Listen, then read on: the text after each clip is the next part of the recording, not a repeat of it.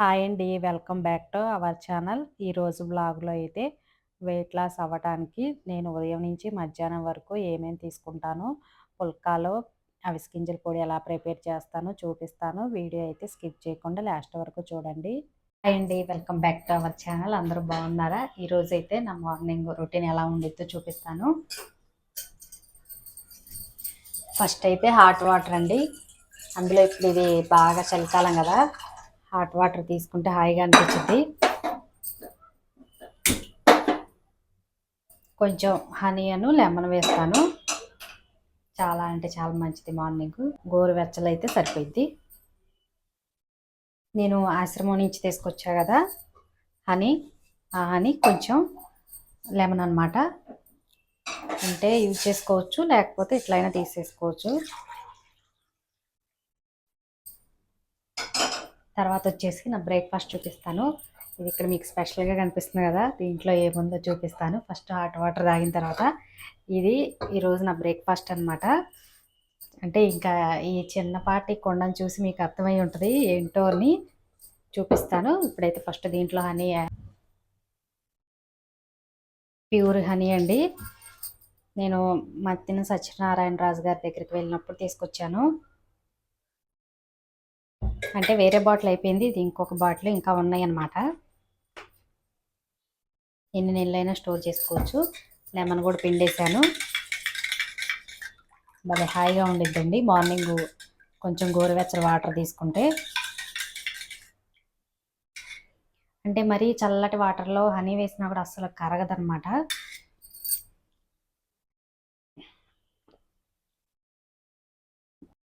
ఈరోజు నా ఉదయం బ్రేక్ఫాస్ట్ అండి.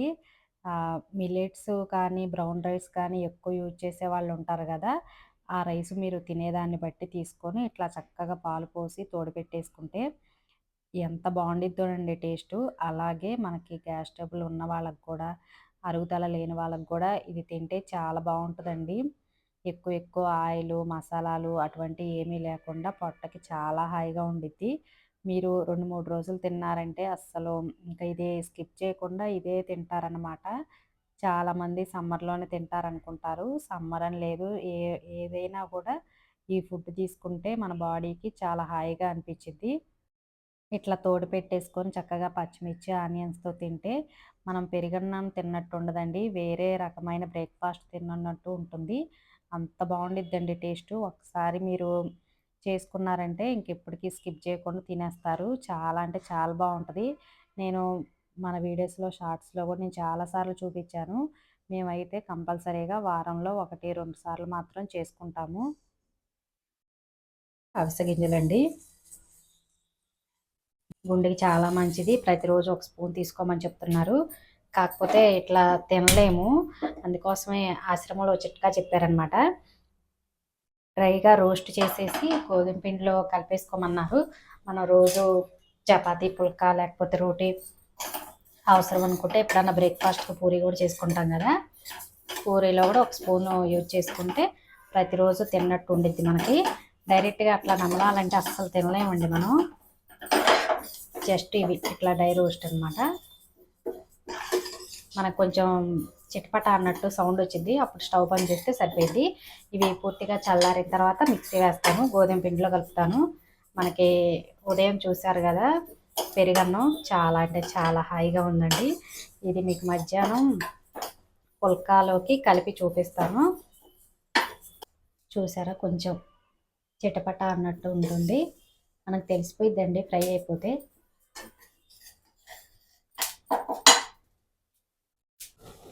ఇవి చూసారండి, నేను డైలీ చపాతీకి యూజ్ చేసే పిండి కోసం గోధుమలు, పచ్చజొన్నలు, అలాగే రాగులు, ఒక్కోసారి అయితే సోయాబీన్స్ కూడా వేస్తాను. ఈసారి సోయాబీన్స్ లేవు, చాలా షాపుల్లో అడిగామన్నమాట, ఒక్కొక్కసారి ఉంటాయి. ఇవన్నీ నిన్నే మొత్తం క్లీన్ చేసేసి వాష్ చేసి వడగిన్నెకేసి డాబా మీద ఎండబెట్టి వచ్చాను. ఎందుకంటే చాలా దుమ్ము ఉండిద్ది, ఎక్కడెక్కడో తొక్కేసి మనకి టిక్కీల్లో వస్తాయి కదా. ఒకవేళ సూపర్ మార్కెట్లో అయినా కూడా పొట్టు అటువంటిది లేకుండా క్లీన్ చేస్తారు, కానీ వాళ్ళైతే వాష్ చేయరు. అందుకోసమే నేను మంచిగా ఒక పెద్ద స్టీల్‌ది మనకు బకెట్ ఉండిద్ది గదా! దాంట్లో ఏసి వెంటనే కడిగేసి డాబా మీద ఎండబెట్టాను. పెట్టి పైన ఒక క్లాత్ వేసొస్తే సాయంత్రానికి బాగా ఎండిపోయినాయన్నమాట. చూసారా ఇప్పుడెంత ఫ్రెష్‌గా, నీట్‌గా ఉన్నాయో. ఇవి మొత్తం 2 కేజీలు గోధుమలు, పావు కేజీ పచ్చజొన్నలు, పావు కేజీ రాగులు వేశాను. మీకు అవసరం అనుకుంటే పావు కేజీ సజ్జలు కూడా వేసుకోవచ్చు. ఎక్కువ శాతం అయితే నేను సజ్జలు వేయను గానీ రాగులు ఇలా జొన్నలైతే ఉంచుతాను. తెల్ల జొన్నలైనా కూడా ఓకేనండి. కానీ నేను ఎక్కువ పచ్చజొన్నలు తెప్పిస్తాను. దోస కూడా అప్పుడప్పుడు యూజ్ చేస్తా కదా దోసకి కూడా. దోస కూడా మంచి కలర్‌గా వచ్చిద్ది పచ్చజొన్నలైతే. ఇప్పుడు ఇవైతే ప్రదీప్ కాలేజీ నుంచి వస్తాడు కదా! వచ్చిన తర్వాత మిల్లు దగ్గరికి పంపిస్తాను. పిండి కొంచెం ఉన్నప్పుడే ఇట్లా ప్రాసెస్ స్టార్ట్ చేసుకోవాలి. పిండంతా అయిపోయిన తర్వాత అంటే మనం తెప్పించాలి, కడగాలి, ఎండిపోవాలి. తర్వాత మిల్లు దగ్గరికి పంపించాలి. కొంచెం టైం పట్టిద్ది కదా! పిండి ఉన్నప్పుడే ఇట్లా పూర్తిగా చల్లారిపోయినాయండి. ఇప్పుడైతే మిక్సీ వేసేసుకోవచ్చు. ఈరోజు నేను గోంగూర పప్పు ప్రిపేర్ చేశాను.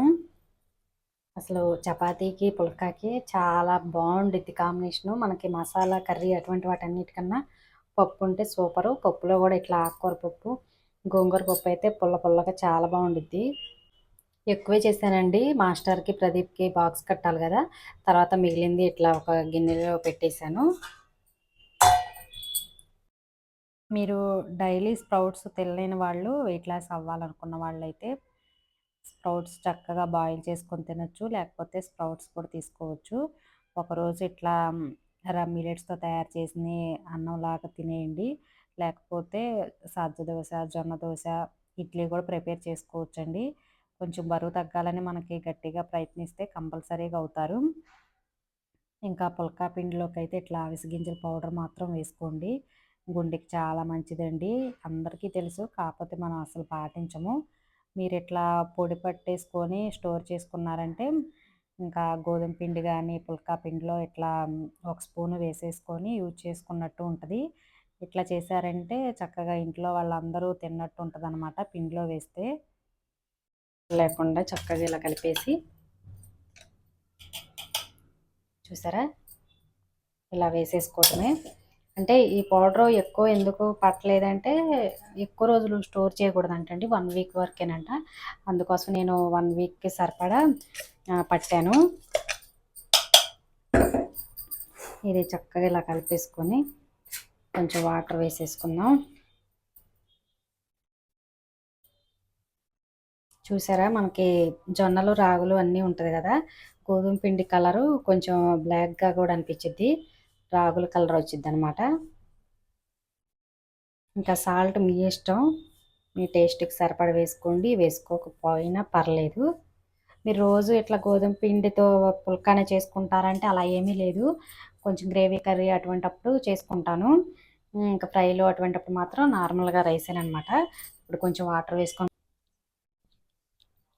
కానీ చాలా హాయిగా ఉండిద్దండి. ఇంట్లో మరి మనం ఎక్కువ ఎక్కువ పనులైతే చేయట్లేదు కదా! శ్రమ అనేది లేదు కాబట్టి మనకి పుల్కా చాలు అనని చెప్తారు. కర్రీ ఎక్కువ తీసుకోవాలి.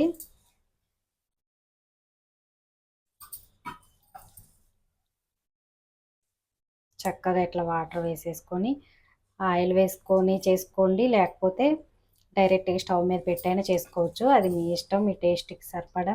చాలామంది ఎక్కువ ఆయిల్ వేసుకొని చేసుకోవటం ఇష్టం అండి చపాతీ. మడతేసి మళ్ళా ఆయిల్ అప్లై చేసి, మళ్ళా చేసేసి ఎక్కువ ఆయిల్ గానీ, నెయ్యి గానీ వేసుకొని చేసుకుంటారు. నేనైతే పుల్కానే చేస్తాను. ఆయిల్ అస్సలు వేయను. అయినా కూడా పొంగి పొరలాగా బాగొచ్చిద్ది. అలా వచ్చిందంటే మనం కర్రీ ఎక్కువ తినేయొచ్చనమాట. చపాతీ కాల్చేటప్పుడు ఆయిల్ వేసి, కర్రీలో ఎక్కువ ఆయిల్ వేసుకొని కర్రీ ఎక్కువ అస్సలు తినలేము. తిన్నా కూడా గొంతులో మంటొచ్చేసి గ్యాస్ స్టవ్‌లో పట్టేసిద్దనమాట.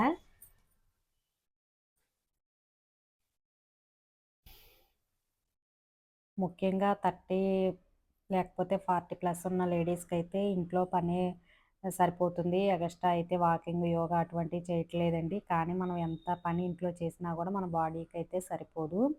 అటువంటప్పుడు మనం రైస్ తినేసామంటే ఎక్కువ క్యాలరీలు అసలు ఖర్చవ్వనమాట. అటువంటప్పుడు ఇట్లా పుల్కా తీసుకుంటే మంచిదండి. నేనైతే ఆశ్రమం నుంచి వచ్చిన కాడ నుంచి 3 మంత్స్ అయితే బాగా చేశాను. 1 మంత్ నుంచి అస్సలు చేయలేదు. ఇలా మూత పెట్టేసాను.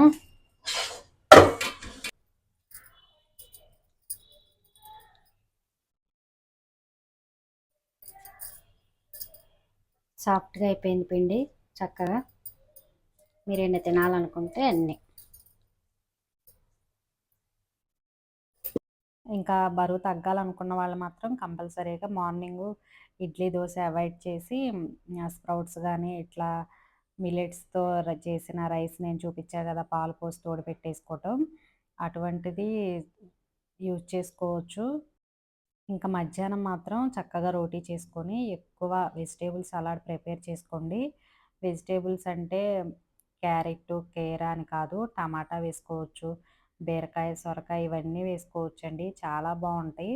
కాకపోతే బాగా సన్నగా కట్ చేసుకొని, చక్కగా స్పూన్‌తో ఒక పెద్ద బౌల్ తీసుకొని, తర్వాత ఇట్లా 2 పుల్కాలు చేసుకొని తీసుకుంటే, మనకి పొట్ట ఫుల్ అయిపోయిద్ది.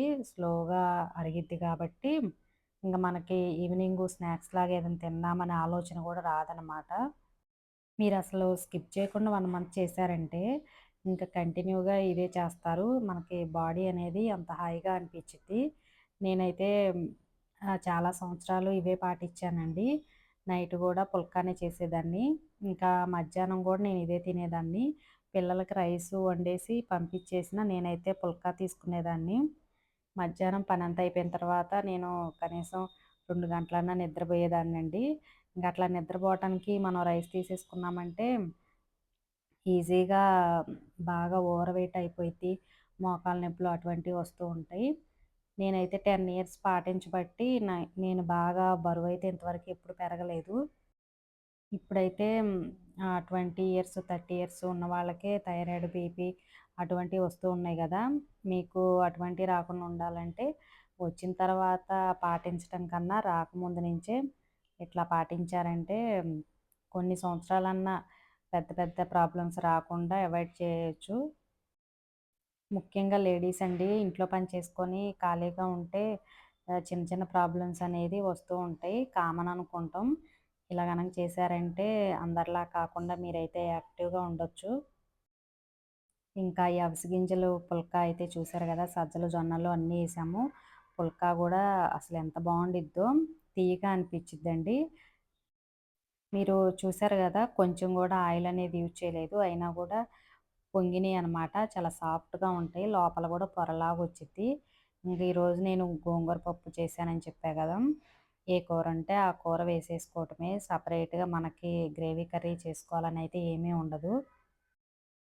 ఇంకిట్లా గనక మీరు పుల్కా చేసుకుంటే చాలామంది వేడి చేసిద్దంటూ ఉంటారు గదా! అలా గూడా ఉండదు. ఎక్కువ ఎక్కువ ఆయిల్ పోసేసి టేస్ట్ ఉండాలని దాన్ని మడత పెట్టేసి మళ్ళా ఆయిల్ వేసేసి చేస్తే అప్పుడు వేడి చేసిద్దండి. అలా చేయకుండా ఉండాలంటే ఇట్లా ఎక్కువ వెజిటబుల్స్ కొంచెం పెరుగు కూడా తీసుకున్నారంటే మీకసలు వేడే చేసే మాటే రాదనమాట. ఒక 10 రోజులు చేశారంటే మీకు తేడా అనేది ఈజీగా తెలిసిపోయిద్ది. మీరు చక్కగా ఈ డైట్ పాటిస్తూ చిన్న చిన్న ఎక్సర్సైజులు చేసుకున్నారంటే వెయిట్ లాస్ అనేది ఈజీగా అయిపోతారు. సన్నగా ఉన్నవాళ్ళు లావుగా కూడా అవ్వకుండా ఉంటారనమాట. ప్లేట్ అనేది ఇంత కలర్‌ఫుల్‌గా ఉంటే మనకి ఆరోగ్యానికి అంత మంచిదండి. ఎక్కువ రైస్ పెట్టేసుకొని, తక్కువ కర్రీ వేసుకొని తినటం కాకుండా, ఇట్లా చక్కగా కీర, క్యారెట్టు ఇంకా మీకిష్టమైన వెజిటబుల్స్ అన్నీ చక్కగా ఇలా పెట్టేసుకొని, కావాలంటే పెరుగులోకి కొంచెం రైస్ పెట్టేసుకుంటే సరిపోయిద్ది. గోధుమ పిండి గూడా బయట కొనుక్కొచ్చుకునేది గాకుండా, మీరు మిగతా ఐటెమ్స్ ఏమీ లేకపోయినా అచ్చం గోధుమలైనా మీరిట్లా పట్టించుకున్నారంటే ఎక్కువ ఫైబర్ అనేది ఉండిద్ది. మనం బయట పిండి తెచ్చుకుంటే ఫైబర్ శాతం ఉండదండి. మనం పట్టించుకుంటే పొట్టుతో సహా పట్టించుకోవచ్చు కాబట్టి మనకి వెయిట్ చేయదనమాట. ఈ వీడియో నచ్చితే తప్పకుండా లైక్ చేసి ఛానల్‌ని సపోర్ట్ చేయండి.